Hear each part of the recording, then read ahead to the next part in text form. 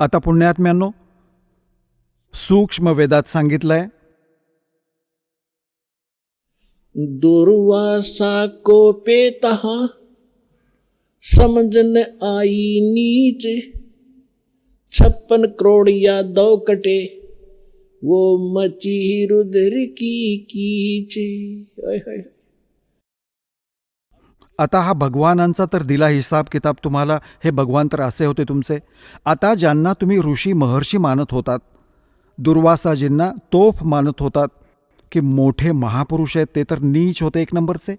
सूक्ष्म वेदात त्यामध्ये परमात्म्याने म्हटले आहे की दुर्वासा कोपेत हा.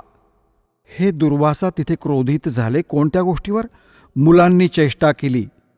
काय वीज पडली होती, साधू संत ठीक आहे बाळा, पळ जा, खबरदार पुढे बकवास केलीस तर.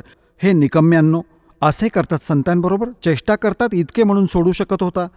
आणि शाप दिला, तुमचा नाश होईल. सामान्य व्यक्तींपेक्षाही खालच्या दर्जाचे होते हे लोक, ज्यांना महर्षी मानत होते. एका बुजुर्ग माणसाशी, मोठ्या माणसांशी कोणी बालक चेष्टा पण केली तर त्याला इतका भयंकर शाप देऊ करतात.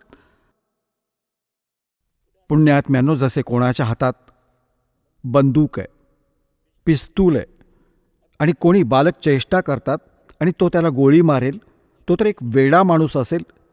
समर्थ आहे, त्याला तर माहीत आहे त्याला किती किती भयंकर वस्तू देत आहे आणि कोणावर निशाणा धरत आहे. तो नीच व्यक्ती असतो. चेष्टा केलेली पण इतकीशी सहन नाही करू शकत. तर अशा स्थितीचे होते ते ऋषी, ज्यांच्याकडे ही हत्यारे होती वचनाची व शाप देण्याची. तर इथे सूक्ष्म वेदामध्ये लिहिलंय की दुर्वासा कोपेतः क्रोधित झाले. और समझन आई नीच, हा पण नाही विचार केला की तू काय करायला जातेस. और 56 करोड़ या 2 कट गए और वह मची रुद्र की कीच. म्हणजे रक्ताचे पाट वाहिले, रुधिराचे पाट वाहिले. 56 कोटी लोक जिथे मृत पावले आणि नदी बनून वाहू लागली रक्ताची, रुधिराची. तरी इथे पुण्यात्म्यांनो, ना तर हे भगवान समर्थ ज्यांची आपण पूजा करतो, ना हे ऋषी एक आण्याचे ज्यांना कोणतं ज्ञानच नव्हतं. यांना हे नव्हतं माहीत की भगवान कोण आहे. आता हे भगवानासाठी निघाले होते घरातून, साधना करू, भक्ती करू, अंगार. अरे जिथे अंगारातून शीतलतेचा शोध करू लागले, अंगारावरून चालण्याचे अभ्यस्त झाले. थोड्या आचेला, थोड्याशा आगीला, आचेला आपण सुख मानतो. झूठे सुख को सुख कहे, ये मान रहा मन मोद, ये सकल चबीना काल का, कुछ मुख में कुछ गोद.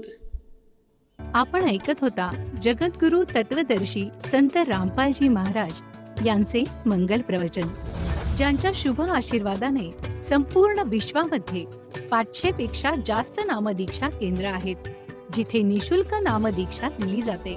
निशुल्क नामदीक्षा प्राप्त करण्यासाठी आणि अधिक माहितीसाठी संपर्क करा 7030303951,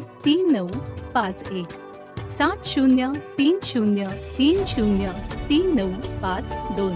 अद्वितीय आध्यात्मिक ज्ञान वाचण्यासाठी, पाहण्यासाठी आणि ऐकण्यासाठी संत रामपालजी महाराज ॲप अवश्य डाउनलोड करा किंवा आमची वेबसाईट www.jagadgururampalji.org वर विजिट करा.